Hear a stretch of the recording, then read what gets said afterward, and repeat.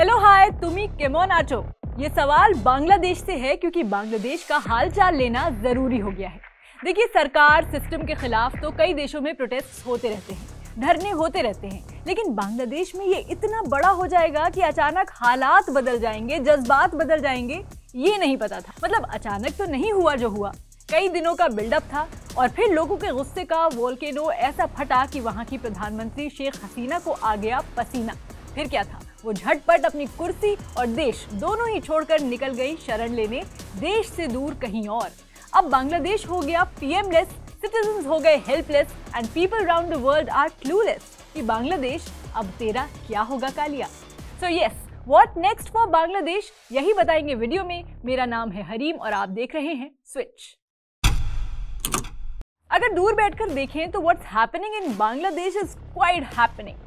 देखिए, वहाँ जो प्रोटेस्ट्स वगैरह शुरू हुए, उनका रूट कॉज वहाँ का कोटा सिस्टम था। स्टूडेंट्स नाराज हैं कि उनके लिए मेरिट के हिसाब से नौकरी का प्रोविजन नहीं है, बल्कि 1971 के फ्रीडम फाइटर्स के डिसेंडेंट्स के लिए गवर्नमेंट जॉब्स में रिजर्वेशन है। लेकिन रिजर्वेशन को लेकर टसल तो कई देशों में आम है, फिर यहाँ बात इतनी कैसे बढ़ गई? वो इसलिए क्योंकि ऑलरेडी नाराज स्टूडेंट्स को शेख हसीना ने ट्रेटर्स बोल दिया, तो स्टूडेंट्स ने भी कह दिया मैं आ जाऊँ क्या अपने पर। बस वो अपने पर आ गए और ये प्रोटेस्ट इतने वायलेंट हो गए कि पहले जहां सिर्फ गवर्नमेंट जॉब्स में रिजर्वेशन वाला मसला था, अब वो पूरी तरह एंटी एस्टैब्लिशमेंट प्रोटेस्ट में बदल गया और प्रोटेस्टर्स शेख हसीना का रेजिग्नेशन डिमांड करने लगे। अब बात यहाँ तक पहुँच चुकी थी कि कोटा सिस्टम में चेंजेस का वादा भी कम पड़ गया, क्योंकि अब पीएम के इस्तीफे से कम में स्टूडेंट्स नहीं मानने वाले थे। साथ ही प्रदर्शन के दौरान वायलेंस में डेथ काउंट बढ़ने लगा और सरकार ने रेड्स और गिरफ्तारियां शुरू कर दी। लेकिन वही बात है कि जब पब्लिक चल देती है यूनाइटेड होने का दाव, तो फूल जाते हैं सरकार के हाथ पांव। तभी तो हालात को देखते हुए शेख हसीना ने किया रिजाइन और देश को कर दिया बाय बाय।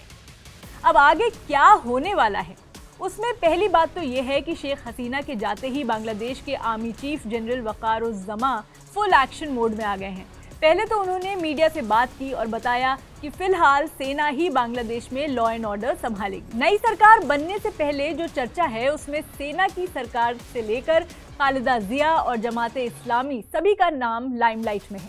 क्लैरिटी के लिए बता दें कि बांग्लादेश में आवामी लीग है जो शेख हसीना वाली पार्टी है, बांग्लादेश नेशनलिस्ट पार्टी है जो वहाँ की मेन ऑपोजिशन पार्टी है इस वक्त, जिसकी अध्यक्ष खालिदा जिया हैं, और जमाते इस्लामी वहाँ की प्रमुख इस्लामिक पार्टी है।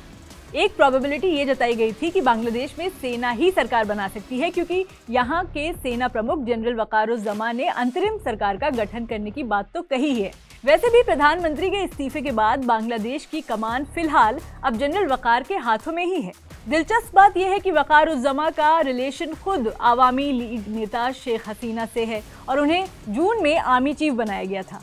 हसीना के इस्तीफे के बाद अब जमा के लिए सबसे बड़ा चैलेंज होगा देश में लॉ एंड ऑर्डर मेंटेन करना। अब चूंकि बांग्लादेश में अंतरिम सरकार बनने वाली है, तो उसके फॉर्मेशन के लिए बांग्लादेश में नोबेल पुरस्कार विजेता मोहम्मद यूनुस को मुख्य सलाहकार बनाया गया है। इस बीच स्टूडेंट्स की डिमांड है कि उन्हें ना सैन्य सरकार चाहिए, ना सेना समर्थित सरकार चाहिए और ना फांसीवादियों की सरकार चाहिए। उधर बांग्लादेश नेशनलिस्ट पार्टी की अध्यक्ष खालिदा जिया के प्रधानमंत्री दावेदार होने की बातें चल रही हैं।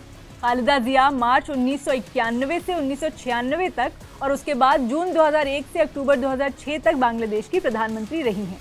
हालांकि भ्रष्टाचार के आरोपों के बाद उन्हें जेल भेज दिया गया था। बांग्लादेश में ये शेख हसीना की आवामी लीग की विरोधी और मुख्य विपक्षी पार्टी है। वैसे खालिदा का झुकाव जमाते इस्लामी की तरफ है, ऐसे में खालिदा जिया को जमाते इस्लामी का साथ भी मिल सकता है। जमाते इस्लामी बांग्लादेश की सबसे बड़ी इस्लामिक पॉलिटिकल पार्टी है। खालिदा जिया और सेना के साथ जमाते इस्लामी को भी सरकार बनाने का दावेदार माना जा रहा है।